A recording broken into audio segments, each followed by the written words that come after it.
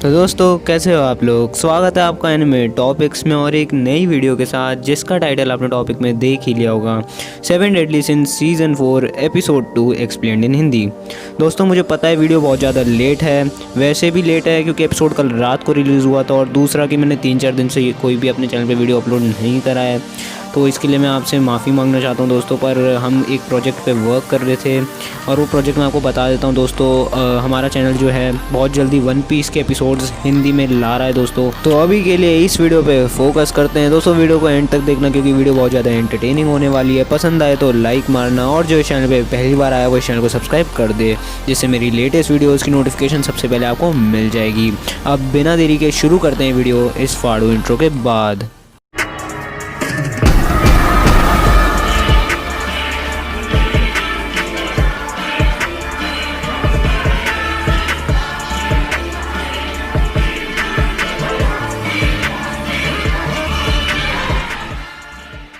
तो दोस्तों एपिसोड की शुरुआत में रीकैप दिखाते हैं कि मेलियोडस कोशिश करता है डीमन किंग बनने की, पर मर्लिन और बाकी सब जेल्ड्रिस के साथ लड़ रहे हैं उसको रोकने के लिए, यानी मेलियोडस को रोकने के लिए। और वहीं दूसरी तरफ बान परगेटरी गया है मेलियोडस को ढूंढने के लिए। अब वो फाइनली मेलियोडस से मिल चुका है। अब एपिसोड शुरू होता है जहाँ पर दिखाते हैं कि बान और मेलियोडस बात कर रहे हैं और मेलियोडस बता रहा है कि उसको लगा कि अब वो कभी भी एलिजाबेथ और बान को नहीं देख पाएगा। और अब वो बान से पूछता है कि तुम इस हेल में क्यों आए, तो बान बताता है कि मैं तुम्हें वापस ले जाने के लिए आया हूँ, पर उनको अभी भी नहीं पता कि परगेटरी से वापस कैसे निकलना है। उसके बाद एक पेग को दिखाया जाता है। इसके बाद इंट्रो शुरू होता है और मैं वापस कहूँगा कि 7 डेडली सिंस के सीज़न 4 का इंट्रो यार ओपी है, तो अब देखना भूलना मत। अब इंट्रो ख़त्म होता है और दिखाते हैं कि मेलियोडस बान को बताता है कि परगेटरी में 2 तरीके के डीमंस होते हैं। एक जो बाहर से परगेटरी में आते हैं जिनको फॉरेनर्स कहते हैं और उनकी खुद की बॉडी नहीं होती, इसलिए वो मरने के बाद डस्ट में बदल जाते हैं। इसके बाद बान बोलता है जो हम बने थे। और दोस्तों इसी के हिसाब से मैं बताना चाहूँगा कि हमने पिछले एपिसोड में बताया था हमारी थ्योरी कि बान जिस डीमन से लड़ रहा होता है वो मेलियोडस ही है, तो वो हमारी थ्योरी बिल्कुल सही निकल गई। अब मेलियोडस बताता है कि दूसरे तरीके के जो डीमंस होते हैं उनको नेटिव्स कहते हैं और वो परगेटरी में ही बॉर्न होते हैं और उनकी खुद की बॉडी होती है। अब मेलियोडस और बान एक नेटिव को पकड़ने की कोशिश करते हैं खाने के लिए, पर फिर पता चलता है कि मेलियोडस अपनी एनॉर्मस पावर यूज़ नहीं कर सकता क्योंकि वो सिर्फ मेलियोडस की सोल है, यानी कि उसके इमोशंस हैं। और जब तक वो परगेटरी से बाहर नहीं निकलता मेलियोडस तब तक कुछ नहीं कर पाएगा। अब बान और मेलियोडस वापस से उस नेटिव को पकड़ने की कोशिश करते हैं और इस बार बान उसको पकड़ लेता है, उसको हराकर। अब वो उसकी स्किन से अपने लिए नए कपड़े बनाते हैं और अब दिखाते हैं कि मेलियोडस और बान डीमन किंग के पास जा रहे हैं उससे लड़ने के लिए। अब रास्ते में और भी नेटिव्स आते हैं जिनको बान बहुत आसानी से हरा देता है।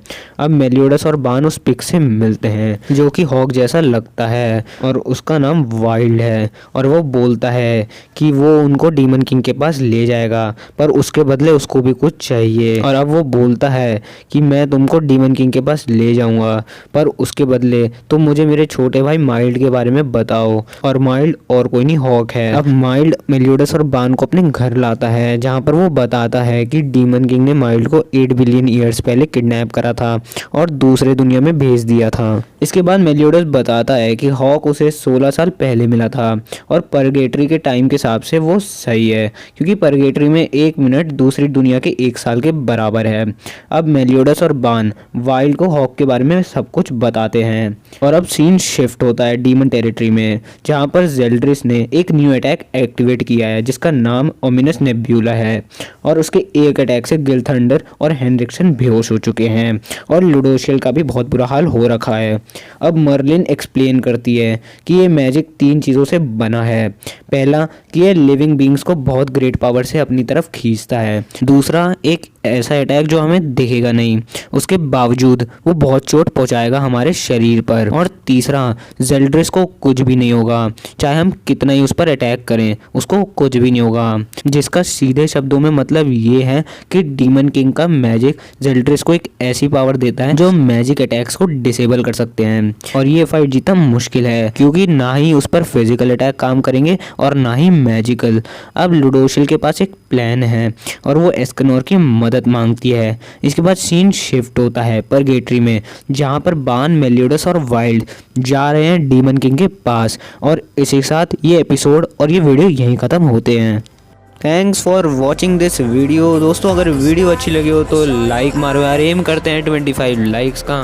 कमेंट करो और जो इस चैनल पे पहली बार आया वो इस चैनल को सब्सक्राइब कर दे, जिससे मेरी लेटेस्ट वीडियोस की नोटिफिकेशन सबसे पहले आपको मिल जाएगी। अब मैं भी जा रहा हूँ नेक्स्ट वीडियो बनाने के लिए, तब तक के लिए bye bye, be safe, sayonara.